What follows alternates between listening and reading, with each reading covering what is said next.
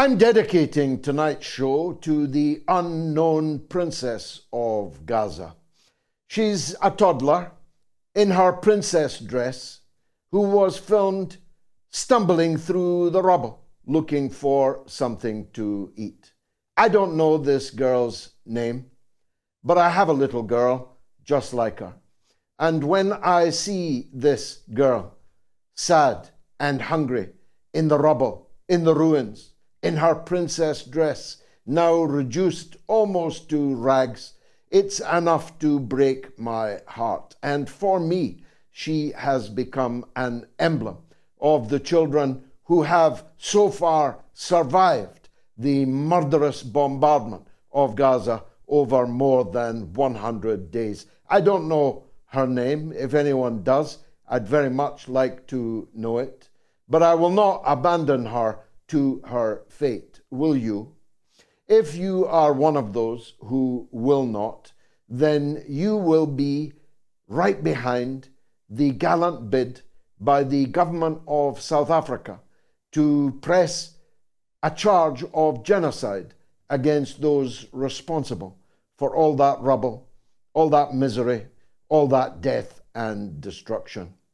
It is the case that South Africa has twice written its name in the stars.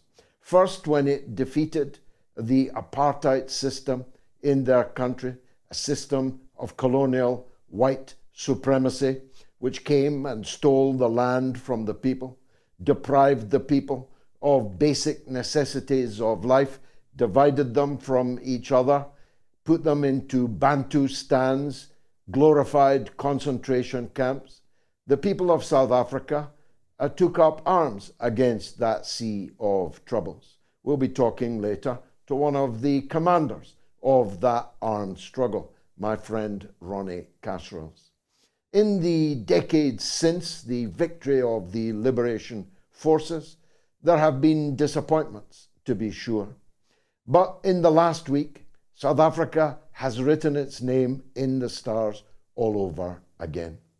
It became the only country in the entire world with the courage and the integrity to bring a case before the International Court of Justice that what Israel was bent upon and executing being the operative word in Gaza, was a crime no less than genocide itself. On the face of it, it is truly remarkable that nobody else did it. It is truly remarkable that no Arab country did it, that no Muslim country did it. It's less remarkable that no Western democracy did it, because they are all, to a greater or lesser extent, culpable and complicit in the acts of genocide themselves. The able South African legal team adduced a very great deal of evidence, which I commend to everyone, whether law student or merely a supporter of justice.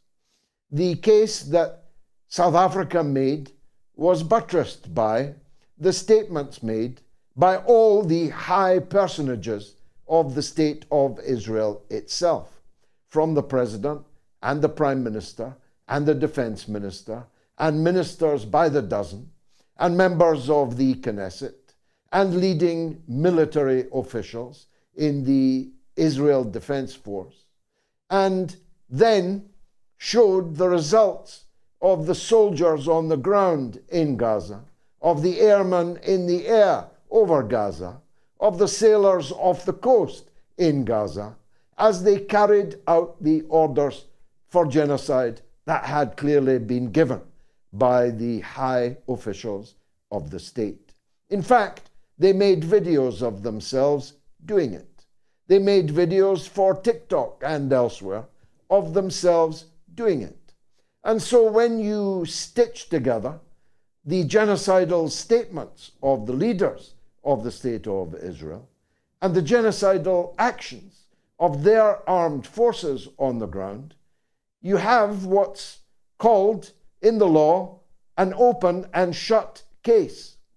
It was an unanswerable case that South Africa made, ably pressed by their exceptional team of lawyers.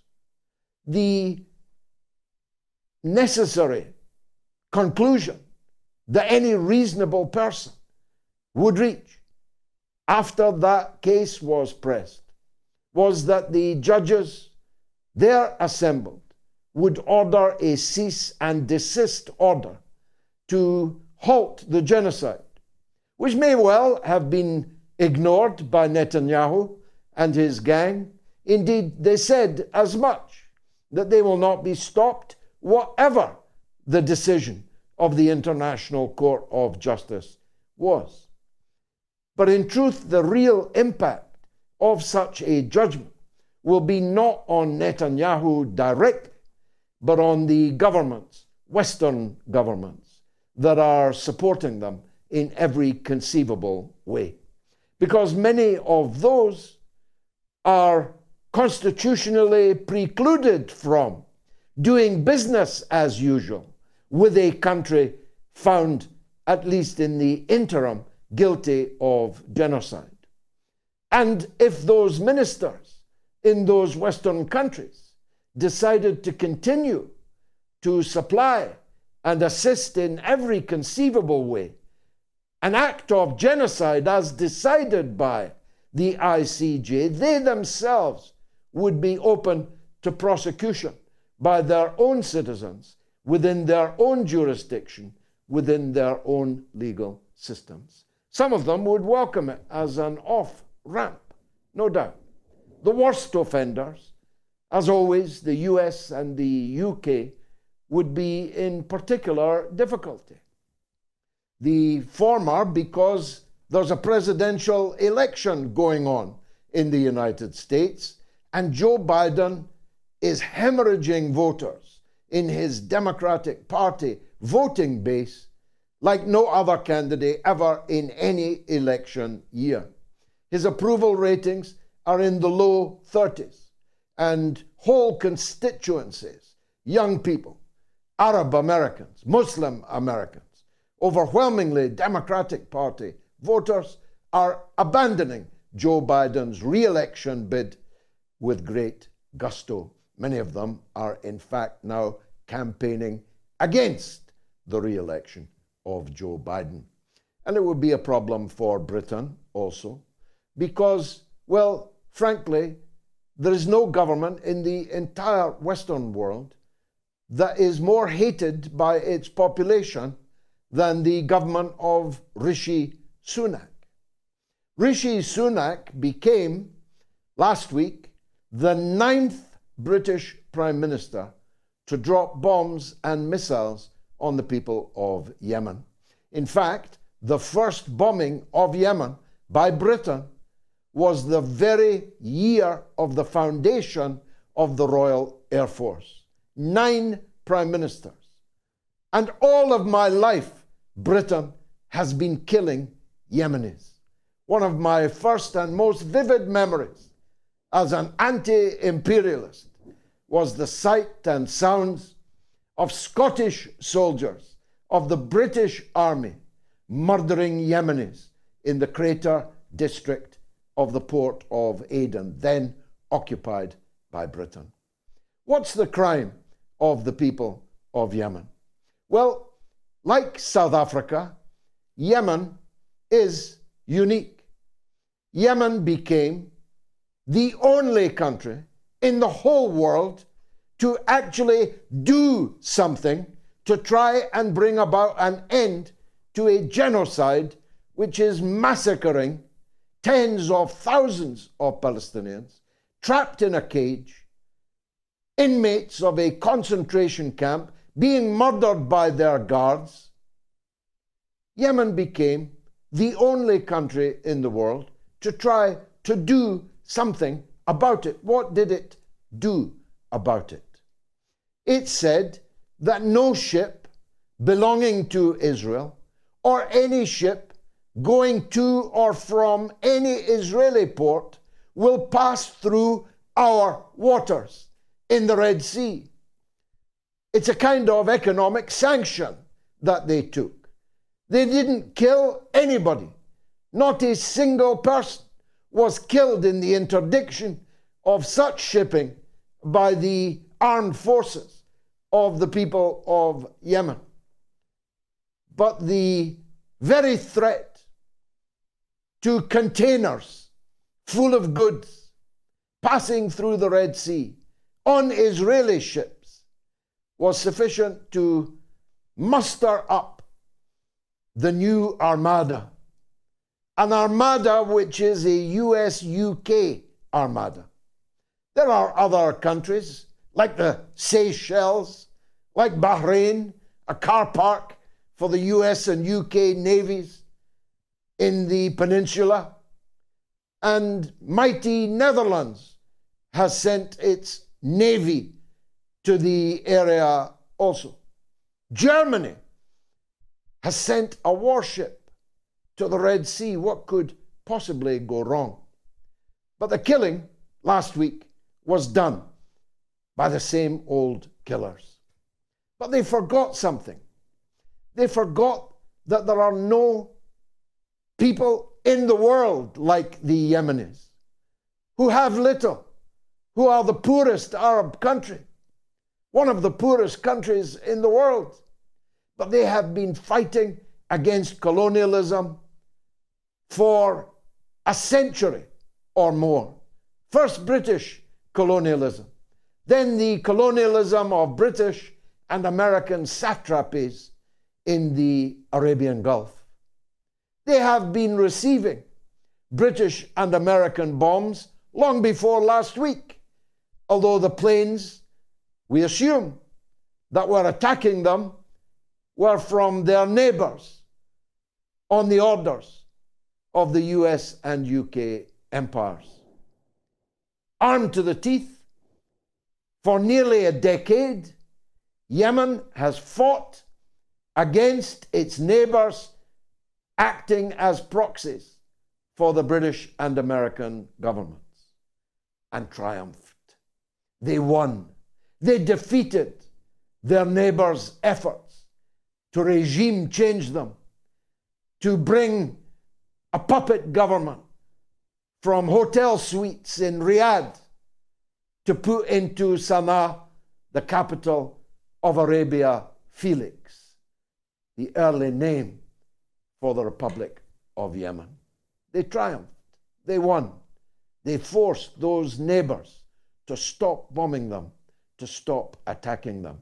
How did they do that? Because the Yemenis have developed a military capability capable of wreaking havoc in the oil industries of those neighboring countries, and they showed it over and over again. As a matter of fact, Ansar Allah, the army of the people of Yemen, is an extraordinarily adept military force. And they have already shown in the last few days, including today, that they have the potential to sink any ship in the Red Sea, which means ultimately that no ship will sail in the Red Sea, except the aforementioned armada, whose sailors may well visit Davy Jones's locker in the deep of the Red Sea. And for what? To protect the genocide being wreaked by the state of Israel on the people of Palestine. Is that a price? I say to the mothers and fathers of British and American sailors, is that a price for a cause that you are willing to allow your sons and daughters to die for? I would say that if Rishi Sunak had put his plan to the British rubber stamp parliament, of course it would have achieved a majority. But if he had put this new war on which Britain is embarked to a vote of the people of Britain, that it would have fared far less well. And as for Genocide Joe Butcher Biden, he didn't even put his decision to start a new war against another Arab and Muslim country before the US Congress, which he is legally obliged to do. And therefore, the American forces operating in the Red Sea are doing so illegally under American law. Arguably, Rishi Sunak also is acting illegally under British law, but both of them, without a shadow of a doubt, are acting illegally under international law. No one has the right to attack another sovereign country without the permission, the explicit authority of the Security Council of the United Nations. And this new war wasn't even placed before the Security Council, let alone endorsed by them. So what we have in the Red Sea right now is an act of piracy, an act of brigandage, not by the Yemenis, but by the British and American forces, who seem never to tire of killing Arabs and Muslims. But this time, they have picked on Arabs and Muslims, not just capable of hitting them back, but itching for the opportunity to hit them back. More fool us and our poor sailors may any day or hour now pay the ultimate price for this folly.